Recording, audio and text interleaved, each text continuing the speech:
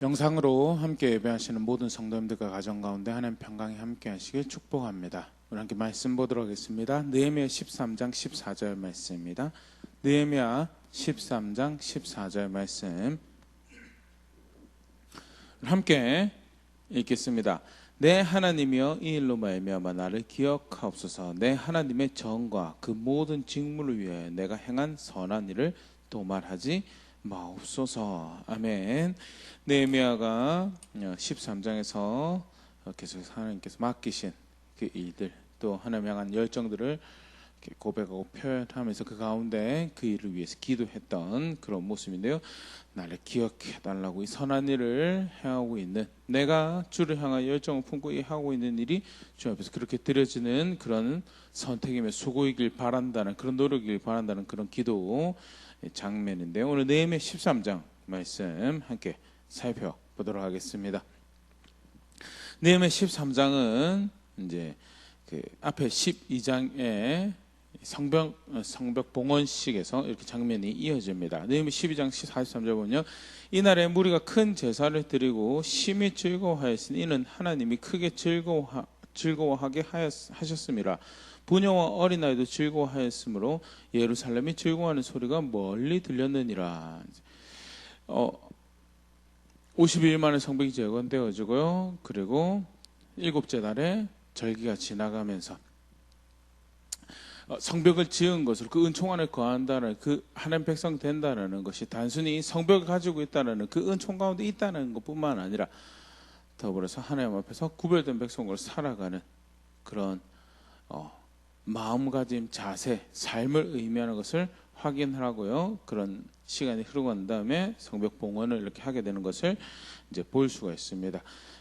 하나님이 크게 즐거워하게 하셨다라는 것이 놀라운 하나님의 은혜가 하나님 백성 가운데 있어서, 그것이 또 정말 아름답게 하나님 앞에 화답으로, 하나님과 언약에 대한 제 헌신으로, 순종에 대한 그 말씀에 대한 제 헌신으로 이어지는 그런 고백들이 가득했던 정말 영광스러운 그런 장면들이, 정말 아름답고 영광스러운 장면들이 쭉 묘사가 되어지면서요. 13장 1절, 그날 모세 책을 낭독하여 백성에게 들렸는데 그 책에 기록하기를 암몬 사람과 모압 사람은 영원히 하나님의 총회에 들어오지 못하리니. 그러면서 다시 하나님 말씀 앞에 자기들을 확인하는 그런 절차를 가졌던 것 같아요. 그 중에 특별히 암몬 사람과 모압 사람이 하나님 총회에 들어오지 못하겠다고 한 신명기 23장 3절 4절 대목으로 학자들이 이야기하는데요. 그 대목에 대한 이제 이야기 언급을 합니다. 이제 그게 이제 그 바로 뒤에 나오는 이야기랑 연관이 있었어요. 그 부분을 언급하면서 왜 그것을 금하했는가, 이제 신명기 23장의 표현을 인용을 하는 거죠. 2절, 이는 그들이 양식과 물로 이스라엘 자손을 영접하지 아니하고 도리어 발람에게 뇌물을 주어 저주하게 하였음이라. 그러나 우리 하나님이 그 저주를 돌이켜 복이 되게 하셨다 하였는지라.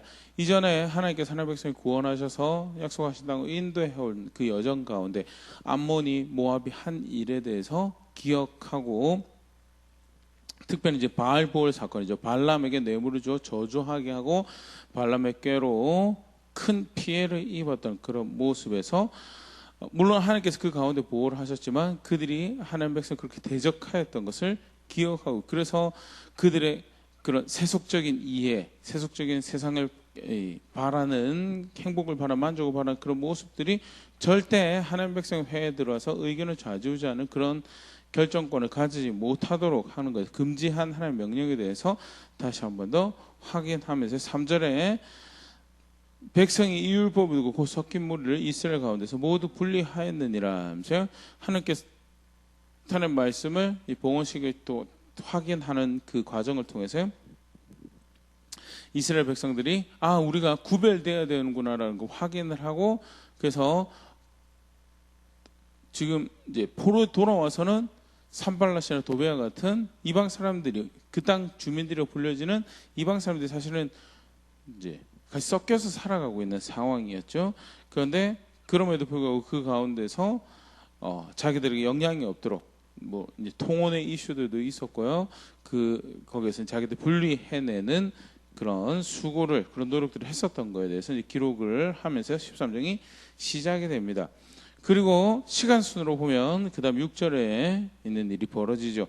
그때 내가 예루살렘에 있지 아니하였느니라. 바벨론 왕 아닥사스다 32년에 내가 왕에게 나아갔다가 며칠 후에 왕에게 말미를 청하고 12년의 총독의 임기가 마쳐지고 이제 왕에게 돌아가서 이제 그 학자들의 이야기로는 이제 그게 이제 고대 사회의 일종의 이제 쉽게 발견되어지는 문화적 모습이라고 합니다. 그래서 식민지 총독이 정기적으로 왕에게 다시 가서 상황도 보고도 하고 사실 멀리 떨어져 있기 때문에 그들의 충성을 재확인하는 그런 시간을 가지고 다시 돌아와서 임지로 돌아와서 활동을 하거나 아니면 사람이 이제 교체가 되는 그런 일들이 있었다라고 하는데요.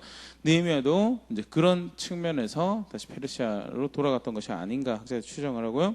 그러고 나서 시간이 얼마나 걸렸는지 몰라 하지만 다시 돌아온 것이 이제 13장, 12장, 13장 사이에서 시간 갭이 그렇게 있는데요. 성벽을 봉헌을 그렇게 하고 성벽 봉헌하기 앞서서 성벽이 지어지고 난 다음에 일곱째 달에 절기를 보내 나팔절 기록은 안 돼 있지만 우리가 추정해 볼 수 있게 대속제일 그다음에 초막절을 이렇게 보내면서 구원하신 은혜가 사실 우리 이곳까지 오게 하였고 그래서 우리가 우리 조상들의 어리석은 모습을 따라하지 말고 새롭게 우리가 그 약속하신 말씀에 그 언약의 말씀에 헌신하여서 하나님 백성처럼 우리가 살아가겠습니다라는 그런 헌신과 약속과 그것을 하나님과 함께 즐거워하고 기뻐하는 그런 것들이 있었음에도 불구하고 느헤미야가 그 페르시아 왕궁에 갔다 오고 난 다음에 맞닥뜨린 이 상황이 13장에 쭉 기록이 되어 있는 건데요. 한 5가지로 크게 우리가 보면요. 먼저는요, 도비아를 위한 성전 방이 마련되어 있는 것을 보면 도비아는 느헤미야에서 가장 대표적인 느헤미야의 적이었죠. 암몬 사람이었고 대표적인 그 땅 주민이었고요. 근데 이 사람이 이제 그런 표현이 되냐면 4절을 보면 대제사장 엘리야십과 연락이 있었다라는 렐러티브라는 표현인데요. 이걸 이제 해석을 어떻게 하느냐에 따라 조금 달라지는데 그 일종의 모종의 관계가 있는 그런 것을 암시하는 표현이고요. 그래서 단순히 이제 그 동맹 관계, 가까운 관계를 유지하고 있었던 그런 것으로 해석하는 그런 의견이 있는가 하면 또 특별하게 일종의 이제 도비아가 유대 암몬 혼혈로 이렇게 생각을 하고 이제 엘리야십의 일종의 먼 친척벌 그런 사람이 아니었는가 그렇게 추정을 하기도 합니다. 아무튼 그런 표현이 사용되어지는 도비아 하지만 분명한 것은 느헤미야의 가장 대표적인 적이었고 성벽을 만든 데 있어 가장 앞장서서 반대하고 방해하던 사람이었는데 느헤미야 13장 7절 보면 예루살렘에 이르러서 엘리야십이 도비아를 위해 하나님의 전뜰에 방을 만든 악한 일을 안지라 내가 심히 근심하여 도비아의 세간을 그 방 밖으로 다 내어 던지고 명령하여 그 방을 정결하게 하고 하나님의 전에 그릇과 소재물과 유향을 다시 그리로 들여 놓았느니라. 대제사장 엘리야십이 어떤 일을 했느냐. 예루살렘 성전에 새로 지은 성전의 창고 하나를 비워가지고 암몬 사람이었던 도비아의 방을 사가 살해하는 방을 하나 만들어 준 거예요.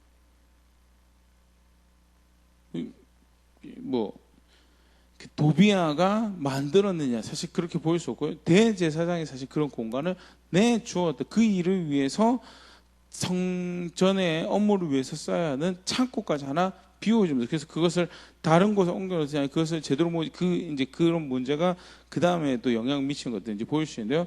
먼저는 그 앞에 느헤미야 1장 13장 1절 3절 우리 읽었던 것처럼 분명히 하나님의 말씀에 아몬 사람 총에 들어오지 못하고 이스라엘에 결정하는 그 일에 어떤 영향도 가지 못하도록 하라는 것이 하나님의 말씀에 규정하신 바였고 그래서 정작 사람들은 그것을 따라서 분리해내는 그런 수고와 노력들을 하고 있는데 느헤미야가 그러고 나서 멀리 갔다가 다시 돌아온 몇 달, 뭐 최소 몇 달이죠. 뭐 길게는 뭐 한 1년도 시간을 생각할 수 있는데요. 최소 몇 달 안에 돌아왔다고 치는데 이미 대제사장이 거기서부터 돌아서서 도비아를 위한 성전의 방을 잡는 그런 모습을 이제 목도를 하고 심히 근심하였다라고 심히 근심하였다. 하지만 해야 될 거 하죠. 그래서 두 배의 세관을 다 쫓아냅니다. 내어 던지고 마땅히 그 방을 목적대로 사용되어질 수 있도록 그렇게 구별하는 일을 하게 되죠. 뿐만 아니라 그 다음에 느헤미야가 또 어떤 일을 마주하게 되는가. 느헤미야 13장 10절에서 보면요, 내가 또 알아본 즉 레위 사람들이 밭의 목을 주지 아니하였으므로 그 직무를 행하는 레위 사람들과 노래하는 자들이 각각 자기 밭으로 도망하였기로 내가 모든 민장들을 꾸짖어 이르기를 하나님의 전이 어찌하여 버림받았느냐 하고 곧 레위 사람들 불러 모아 다시 제자리에 세웠더니 이에 온 유다가 곡식과 새 포도주와 기름의 12주를 가져다 곳간에 드림으로, 우리 지난 시간에도 살펴봤지만 그들이 언약에 우리가 충실하게 살겠습니다라고 이야기하면서 대표적으로 얘기했던 것이 통원하지 않겠습니다. 통원하지 않겠습니다. 두 번째가 안식을 지킨, 세 번째가 이제 헌금 관련된 부분인데 11조 분명히 하겠다고 약조를 하고 했음에도 불구하고 그걸 제대로 하지 않은 거예요. 이 두 가지 문제를 사실 보여주는데 11조를 제대로 하지 않고요. 그래서 그 문제를 해결하는 방법이 11조를 하도록 하는 거고요. 그 다음에 발생한 문제가 그것이 제대로 분배가 되지 않았던 것. 두 가지 문제가 다 있었던 것을 보일 수 있고요. 그래서 11조를 하도록 하고 그리고 나아가서 그것이 분배가 제대로 되어질 수 있도록 신뢰할 만한 사람들을 세워서 그 일을 하도록 하는 것이 느헤미야가 했던 일이고요. 분명히 헌신했는데 은총 가운데 살아가고 있는데 배신한 거죠. 또 배신한 거죠. 암몬 사람 총에 들이지만 총에 영향력, 성전의 방의 창고를 자기 세간에 들어놓을 공간으로 사용한다는 말도 안 되는 일이 벌어지고 있고, 그리고 11조를 제대로 하지 않아서 먹고 살 길 찾아가지고 레위인이 제사장이 다 자기 밭 경작하는, 자기 일 돌보는 대로 돌아가 버리는 그런 일이 발생을 했다는 거예요. 사실 이런 모습들이 이제 말라기 3장 8절 10절에 이제 사실 기록되어 있는 이슈랑 비슷한 장면이고, 그래서 학자의 이 연대를 추정할 때 말라기 선지자가 예레미야가 없던 시간에 말라기 선지자가 사역을 하였고 느헤미야가 돌아온 시기와 이렇게 그 앞뒤로 해서 사역을 했던 것이 말라기 선지자고, 거의 동시대로 이제 이 느헤미야의 후반부 사역과 동시대로 이제 그렇게 이해를 하는데요. 11조 문제가 발생을 하고 있었고 그것을 이제 바로 잡는 것이 기록이 되어 있고요. 그 다음에 또 어떤 문제가 기록이 되어 있냐. 느헤미야 13장 17절. 내가 유다의 모든 기인들이 꾸짖어 그들에게 이르기를 너희가 어찌 이 악을 행하여 안식일을 범하느냐. 18절. 너희 조상들이 이같이 행하지 아니하였느냐. 그래서 우리 하나님이 이 모든 재앙을 우리와 이 성읍에 내리신 것이 아니냐. 그럼에도 불구하고 내가 안식을 범하여 진노가 이스라엘에게 더욱 심하게 임하도록 하는도다. 성벽 지었어요. 은총이 있고 감격 감사가 있고 우리가 그래서 하나님 백성처럼 안식을 지키면 살겠습니다라고 이야기했는데 불과 몇 달 사이에 돌아와 보니 그 성벽, 은혜로 만들어 놓은 성벽 안에서 제사는 열심히 지내고 있어요. 그럼에도 불구하고 안식을 안 지켜요. 근데 이제 정황을 설명을 해줘. 비즈니스를 하는 외국인들이 있다는, 비즈니스라는 외국인들이 있어서 두로 사람들도 왔다 갔다 하고요. 어떤 사람들이 왔다 갔다 하면서 포도주 팔고 무화과 팔고 음식물 팔고 하는 그런 일이 있어요. 사실 이제 대표적으로 두로 사람이 기록된 두로 사람들은 대표적인 그 시대적인 대표적인 무역 상인들이거든요. 그 양반들이랑 거래를 하고 지속적으로 거래를 이어가면 그로 인해서 얻게 되는 부와 이익이죠. 그것이 눈을 가리고 마음을 가려서 분명히 아까도 잠깐 얘기했던 것처럼 이스라엘 백성들이 우리가 재헌신하겠습니다. 언약 백성으로 충실해 그 말씀에 충실해 살아가겠습니다라고 결단하면서 했던 것이 통한하지 않겠다라고 이야기하면서 그 다음에 이야기한 것이 우리 안식을 지키겠습니다라고 했는데 그 이익 쫓아서 결국 하나님의 말씀이 그들의 삶의 기준이 되지 않는 자리로 가게 된 거에 대해서. 그래서 느헤미야가 꾸짖죠. 어떻게 이 악을 행하여 안식일을 범하느냐. 이전에 우리가 망한 거, 우리가 이 지금 현재 이렇게 된 것이 무슨 일의 결과인지를 알지 못하느냐라면서 조상들의 그렇게 하나님 말씀 기준이 안 된, 지난 시간에도 그렇게 잠깐 우리가 살펴봤었는데요. 아주 대표적인, 어떻게 보면 굉장히 의식적이고 종교적인 규칙인 것 같지만요, 하나님 말씀에 따라 살지 않는다라고 할 때 대표적으로 표가 나는 영역들이 뭐였냐면 안식이라고 11조죠. 왜? 그 사실은 자기들 보통 인생의 계산에, 사람의 계산에 이익이 되는, 하나님은 분명히 쉬라고 한 거였는데 그때 거래라면 그 이익이 될 거야, 자기들 계산에. 그래서 안식이 11조도 마찬가지. 그 내가 땀 흘려서 번 건데 그거 가지고 조금 더 내 자신을 불러 내 안녕을 위해서 사용하면 그게 훨씬 더 만족스러운 삶이 될 것 같은데, 그거 내 거다라고 하면서 그것으로 은혜의 주인을 기억하는 도구로 삼 거라고 하시는 말씀 분명히 있음에도 불구하고 그거 가지고 내가 원하는 거 하면 조금 더 그게 마음의 생각에 만족이 될 것 같아서 제일 쉽게 두드러지게 망가뜨리는 게 11조 안식인데요. 고스란히 사실 그 문제가 발생하고 있는 것이 느헤미야 13장에 느헤미야가 잠깐 몇 달 비운 사이에 백성들의 모습이었다는, 또 느헤미야가 마주하게 된 사건이요. 느헤미야 13장 23절에서부터 보면요, 그때 내가 또 본즉 유다 사람이 아스돗과 암몬과 모압 여인을 아내로 삼았는데 그들의 자녀가 아스돗 방언을 절반쯤은 하여도 유다 방언을 못하니 그 하는 말이 각 족속의 방언이므로 내가 그들을 책망하고 저주하며 그들 중 몇 사람을 때리고 그들이 머리털을 뽑고 이르되 너희는 너희 딸들을 그들의 아들들에게 주지 말고 너희 아들들이 너희를 위하여 그들의 딸들을 데려오지 아니하겠다고 하나님은 가르쳐 맹세하라고, 또 이르기를 옛적에 이스라엘 왕 솔로몬이 이 일로 범죄하지 아니하였느냐. 그는 많은 나라 중에 비길 왕이 없이 하나님의 사랑을 입은 자라. 하나님이 그를 왕으로 삼아 온 이스라엘을 다스리게 하셨으나 이방인이 그를 범죄하게 하였나니.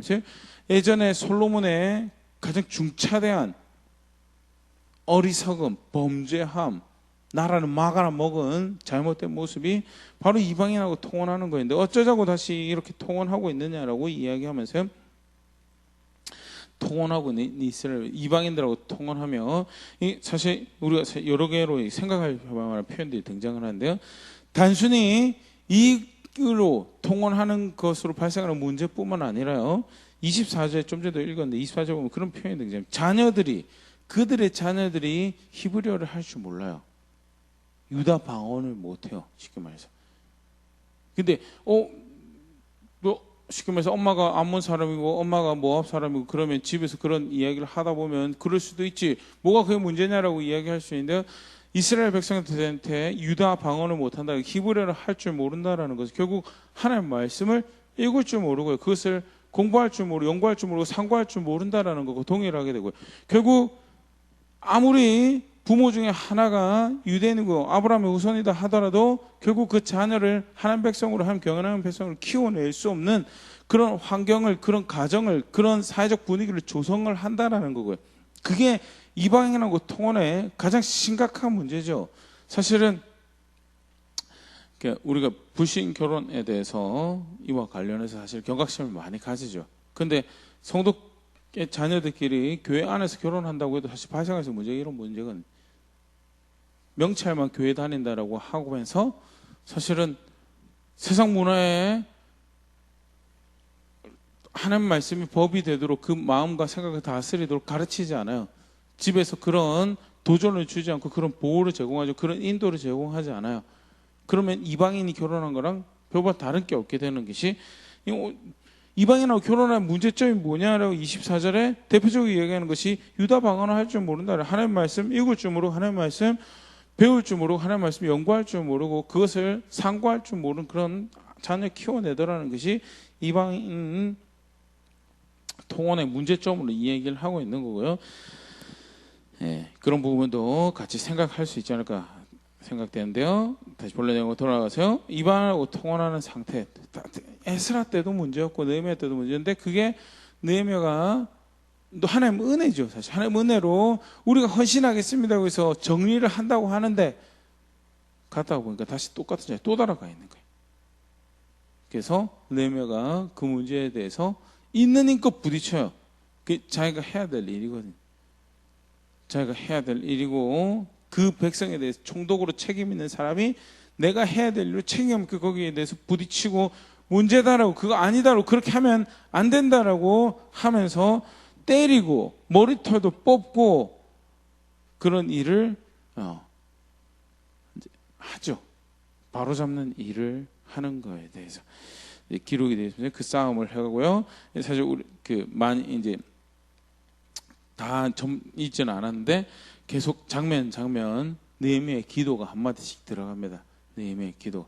정말 얼마나 처절하게 이 싸움을 하나님 앞에서 해가고 있는가를 다시 한 번 더 보일 수 있는 부분이고, 자신의 수고와 노력이 내가 생각하는 어떤 이상향을 추구하는 것이고 하나님 뜻과 목적을 이루어가는 것이기를 간절히 바라는 느헤미야의 자세도 사실 볼 수 있는 모습이죠.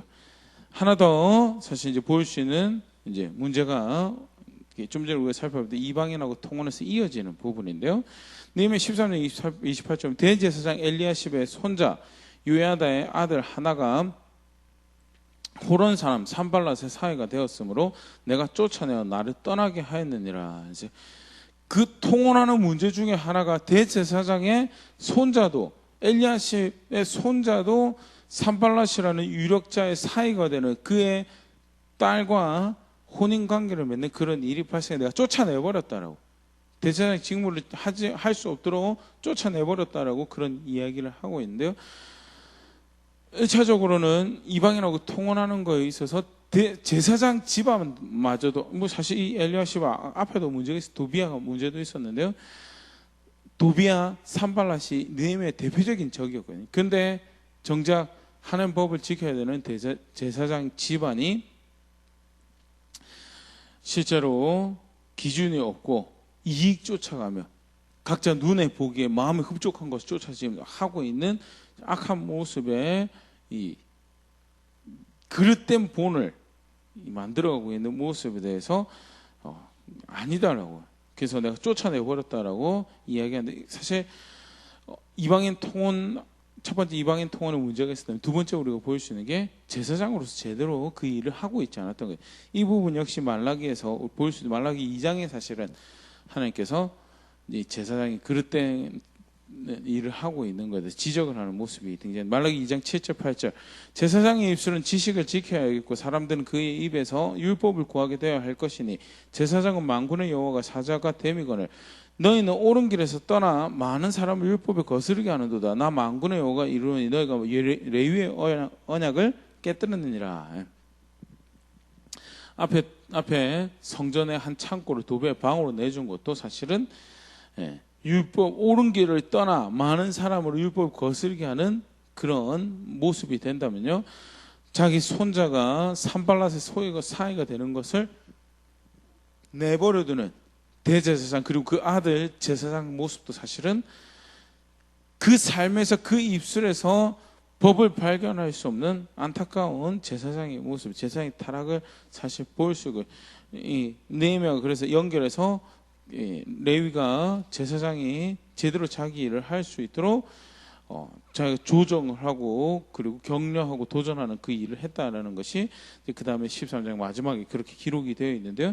느헤미야가 돌아와서 맞닥뜨리는 상황이었고요. 다 두 가지로 우리가 생각을 해볼 수 있습니다. 13장에 다시 와서요. 첫 번째는 성벽을 짓는 것이 성전이 있죠. 지금 성전이 있는 상황이고요. 성벽도 있어요. 그런데 성벽하고 성벽 가지고 있고 성전 가지고 있는 게 그게 하나님 백성 때문에 마무리가 아니다라는 거예요. 느헤미야를 통해서 사실 에스라를 통해서도 사실 우리가 살펴봤던 거고요. 느헤미야를 통해서 반복적으로 확인되는 거지만 성전 가지고 있다고 해서 성벽 가지고 있다고 해서 하나님 백성 되는 거, 그 하나님이 쳐둔 울타리 안에 살아가고 있다고 해서 그게 하나님 백성 되는 거 아니더라라는, 그 진중에 살아가고 있다고 해서 하나님 백성 되는 거 아니더라라는 거예요. 말씀에 동의하는 삶을 살아가는 것이 그게 결국 신앙이고 그게 받을 만한 예배자의 모습이고 받으실 만한 예배의 모습이다라는. 말라기 3장 7절 아까도 얘기했던 동시대의 모습이죠. 말라기 3장 7절 만군의 여호와가 이르나 너희 조상들의 날로부터 너희가 나의 규례를 떠나 지키지 아니하였도다. 그런즉 내게로 돌아오라. 그리하면 나도 너에게 돌아가리라 하였더니 너희가 이르기를 우리가 어떻게 하여 돌아가리까 하는도다. 왜? 성벽도 있고 성전도 있고 그 안에서 제사 드리고 히브리어 써가면서 먹고 살고 있으니까 하나님 백성 된 것 같은데, 그럴싸한 종교적 활동도 하고 제의적인 활동도 열심히 하고 있는 것 같은데,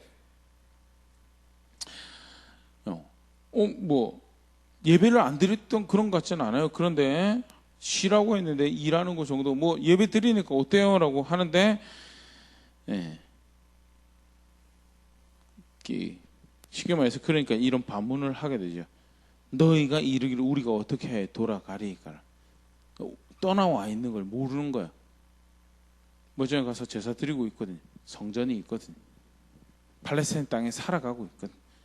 그러다 보니까 우리 돌아와 있는데, 돌아와 있고 우리 하나님 백성인데라는, 근데 철저하게 하나님께서 지적하시는 것은, 말라기 3장 5절을 보면 내가 심판하러 너에게 임할 것이라. 점치는 자에게와 간음하는 자에게와 거짓 맹세하는 자에게와 품꾼에 싸게 대하여 억울하게 하며 과부와 고아를 압제하며 나그네를 억울하게 하며 나를 경외하지 아니하는 자들에게 속히 증언하리라.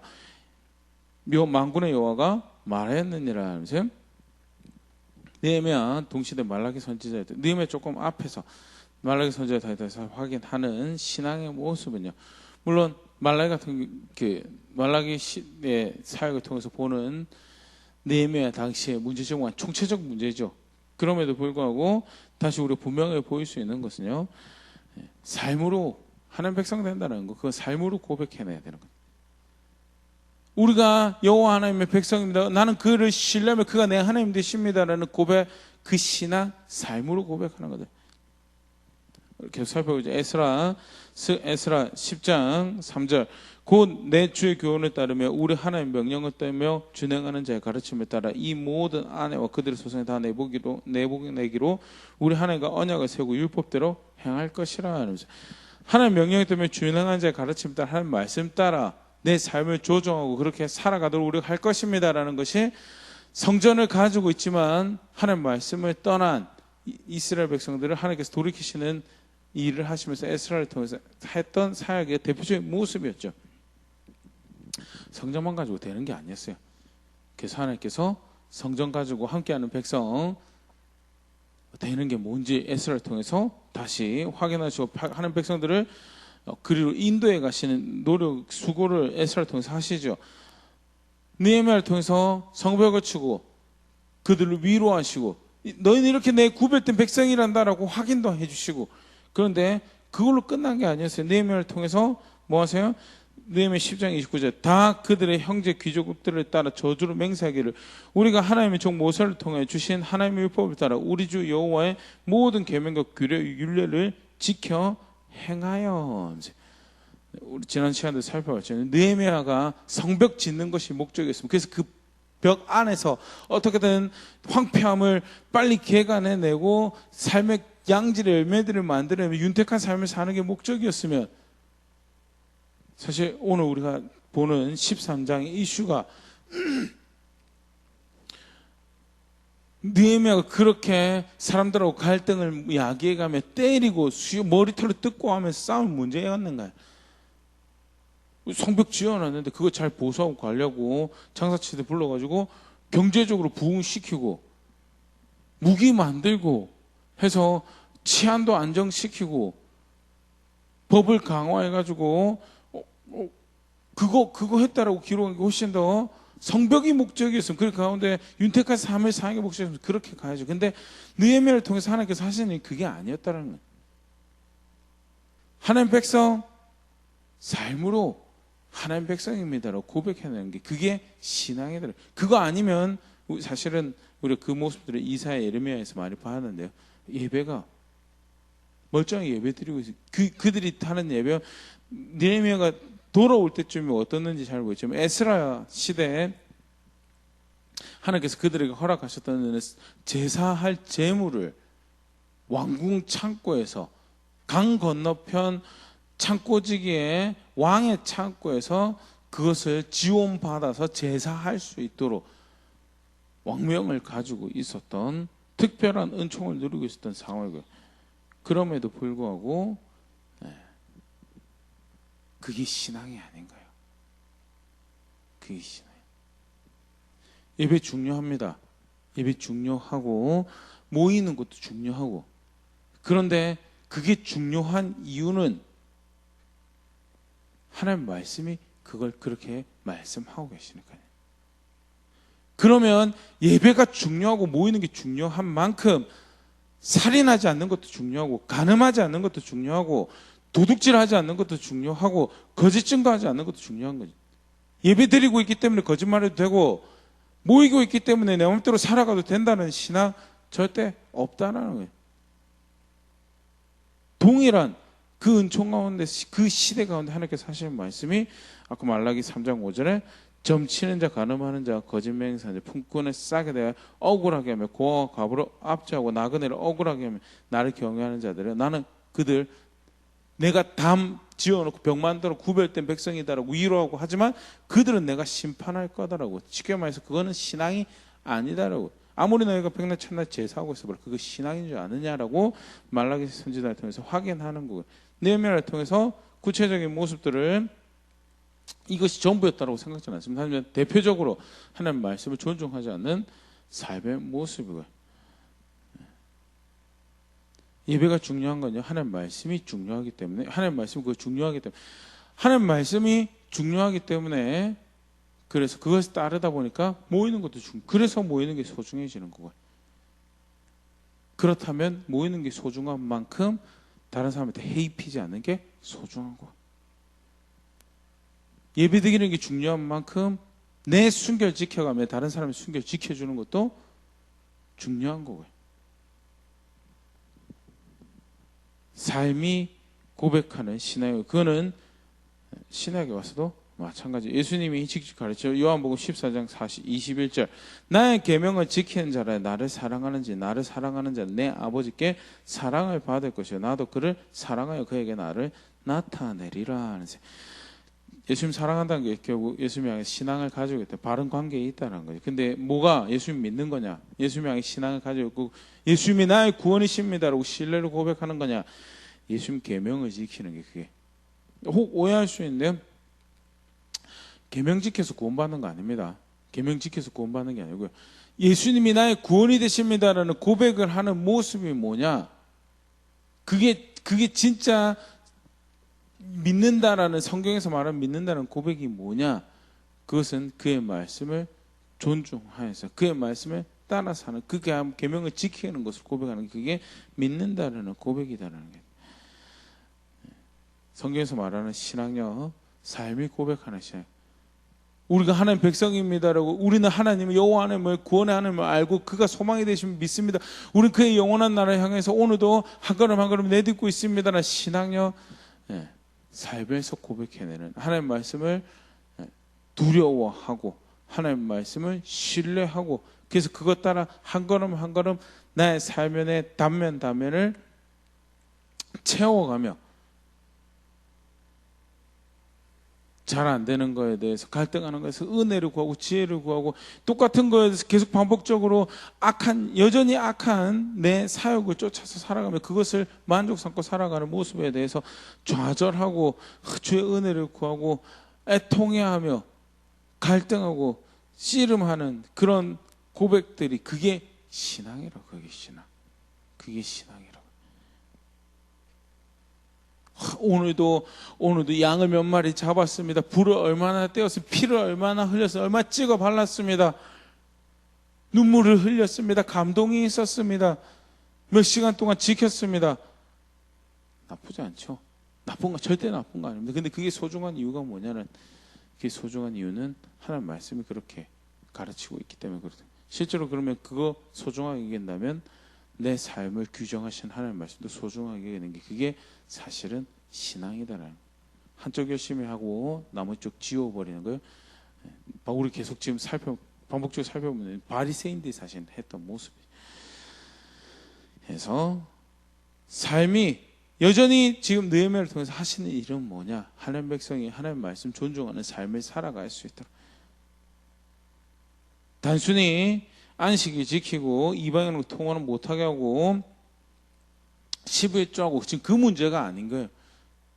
하나님 말씀이 그들의 경제 활동에 삶을 행복을 영위해가고 이익을 추구해가는 모든 선택들의 하나님 말씀은 기준이 아닌 거예요. 그래서 자기들 계산에 이익을 쫓아서 자기들 계산에 얻는 걸로 쫓아서 행복을 쫓아서 쫓아가는 모습이 사실 이런 식으로 드러났던 거예요.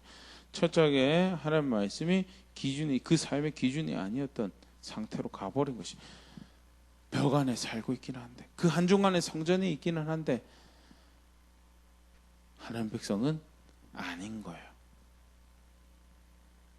신앙 이제 하나님 백성으로서의 합당한 신앙은 아닌 거예요. 그래서 느헤미야를 통해서 다시 그들을 이끌어 가시는 모습을 보여주시고 분명히 다시 확인하는 게 삶으로 고백하는 신앙. 기독교 신앙은요 삶이 고백해야 돼요.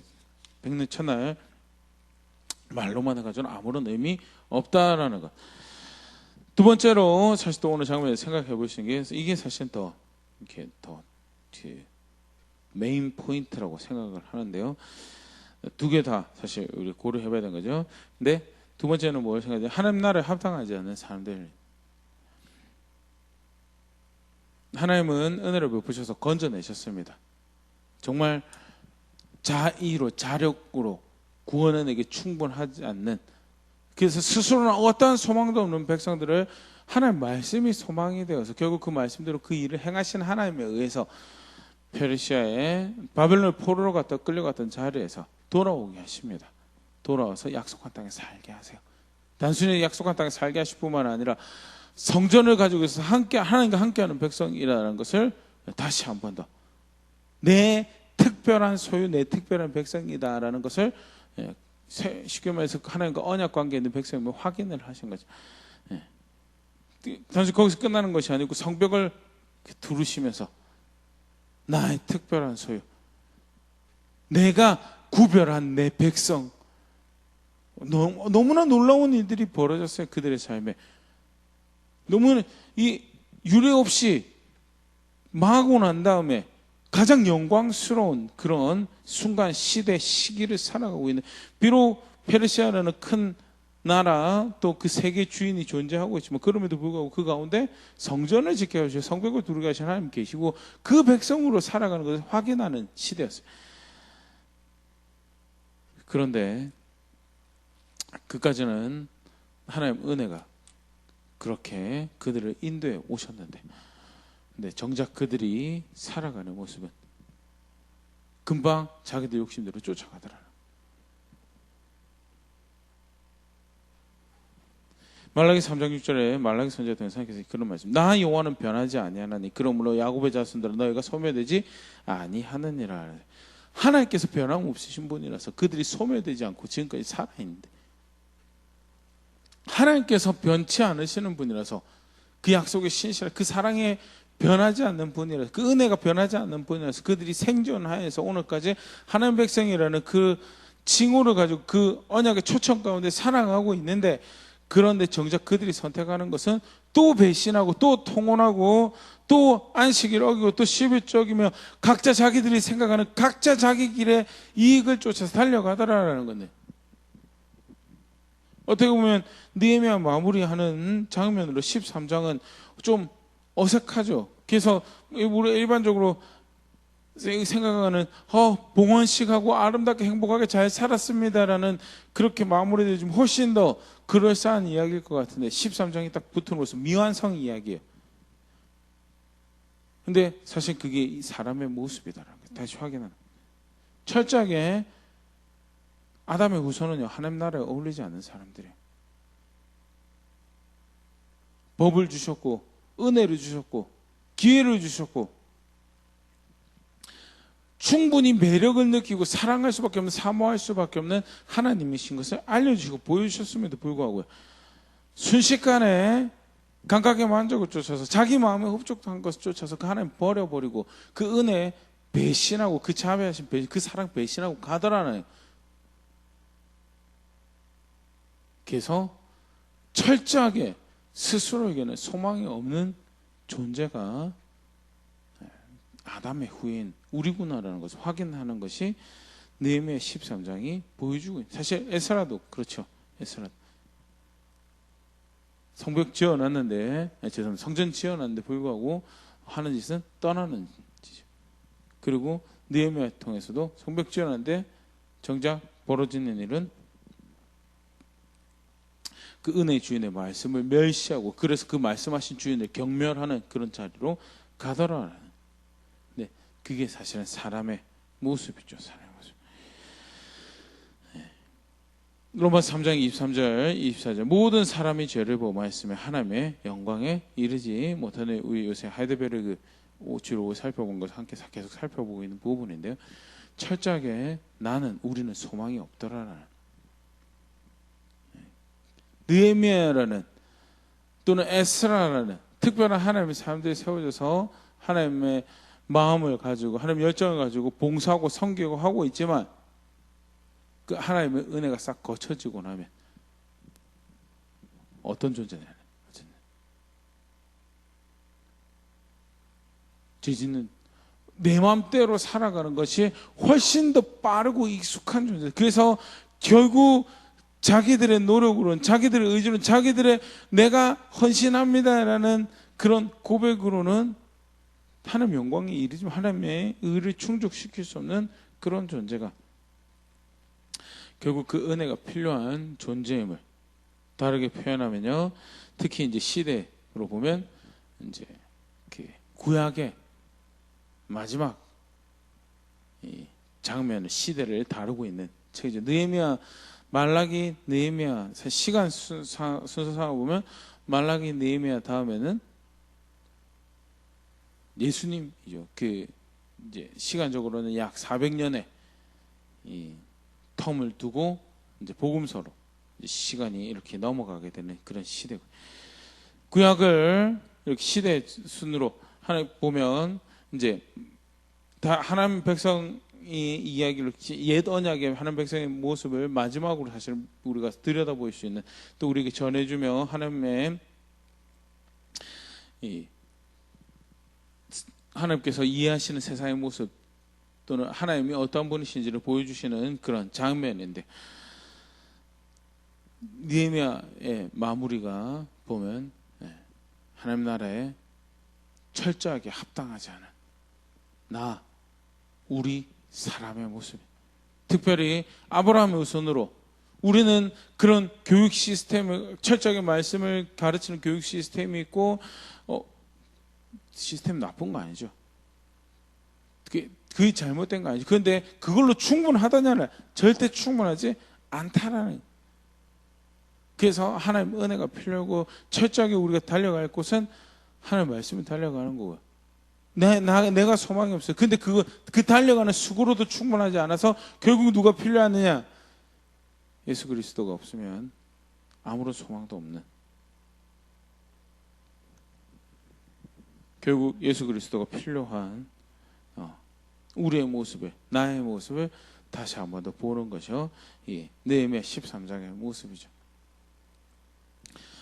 놀라운 일이 하나님 통해서 벌어지고 있는데 정작 그 영광에 함께하게 처절할 만큼 부족하고 합당하지 않고 어리석고, 여전히 그것이 더러운지도 모르고 얼마나 합당하지 않는 모습인지도 모르고 스스로 그 욕심에 더럽히고 있는 백성들의 모습은요, 그게 단순히 그들의 모습이 아니라 우리의 모습이고, 그리고 그게 사실은 보편적인 우리의 사람의 모습이다. 그래서 로마서 3장 24절 그리스도 예수 안에는 성령으로 말미암아 하나님의 은혜로 값없이 의롭다 하심을 얻은 자 되었느니라. 하나님 영광에 이르지 못한 자였는데, 23절에 그리스도 예수 안에는 성령이 필요한 자고, 예수 그리스도가 필요하고, 그래서 예수 그리스도의 말씀이 필요하고, 그리고 지속적으로 하나님의 역사하심 우리를 예수 그리스도께로 인도하며 예수 그리스도께서 가르치시고 계시나 성부 하나님께로 인도하시는 그 은혜가 필요한 존재가 결국 우리더라라는 것을 다시 한번 더 분명히 보일 수 있는 그런 장면이 사실 느헤미야 13장이죠. 철저하게 그 신뢰할 만한 것이 없더라.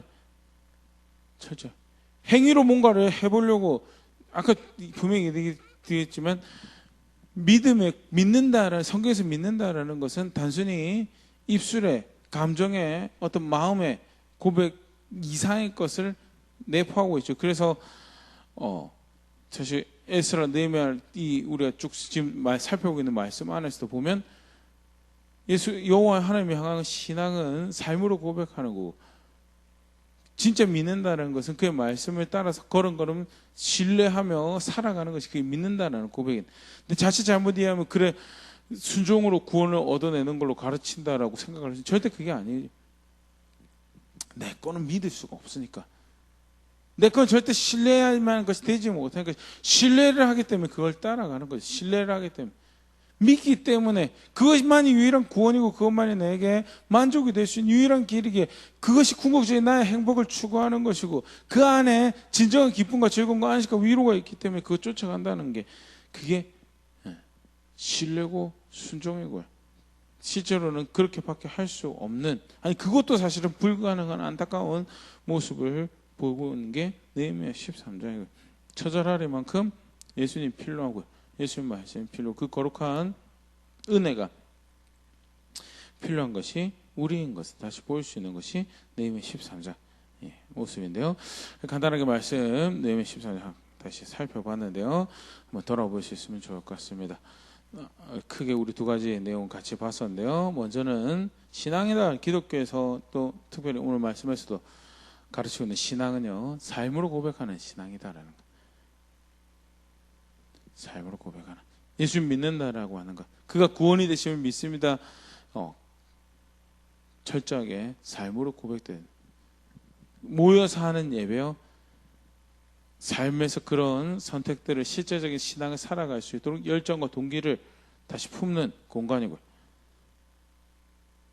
실제로 삶에서 그렇게 살아가다 보니까 하나님 말씀을 그렇게 존중한 결과가 뭘로 나오냐면 모여서 예배하는 걸로 나오는 거예요. 그래서 신앙의 출발점과 마지막 점이 도착점이 될 수 있지만 그게 신앙이다라고 이야기할 수는 없는 게 사실은 성경에서 가르치고 성경에서 이해하고 있는 우리의 예배고 우리의 모임이고요.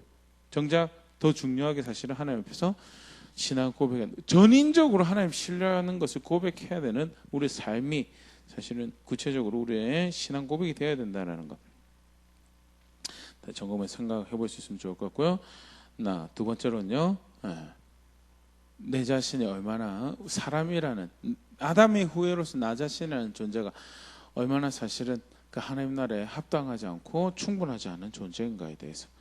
그래서 예수님이 철저하게 필요하고, 그리고 걸음걸음 예수님을 따라 살아가는 것이 얼마나 요구되어지는, 그냥 따라 살 수 있으면 좋기는 한데 그래도 어쩌겠냐, 그게 너무 힘드니까 그 정도로 쉽게 생각해야 되는 옵션이 아니고 그 길만이 유일하게 생명이 되는 길이다라는 것. 그만큼 처절하게 내 길은 하나님 앞에서 합당하지 않다라는, 나는 어떻게 생각하고 살아가고 있는가, 굉장히 스스로에게 관대한 이 자세를 가지기 쉬운 게 사실은 우리의 속성이죠. 네, 성경은 절대 그렇게 가르치고 있지 않는데 나는 어떤 자리에 있는가 다시 돌아볼 수 있으면 좋을 것 같고요.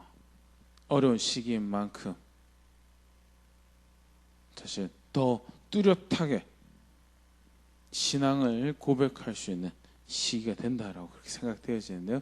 삶이 걸음걸음이 신뢰할 만한, 의지할 만한 하나님을 알고 있는 백성인 것을 고백한 자리에 있는 그런 제가 될 수 있으면 좋을 것 같고요. 그렇게 함께 빚어져가며 자라가는 교회 될 수 있으면 좋을 것 같습니다.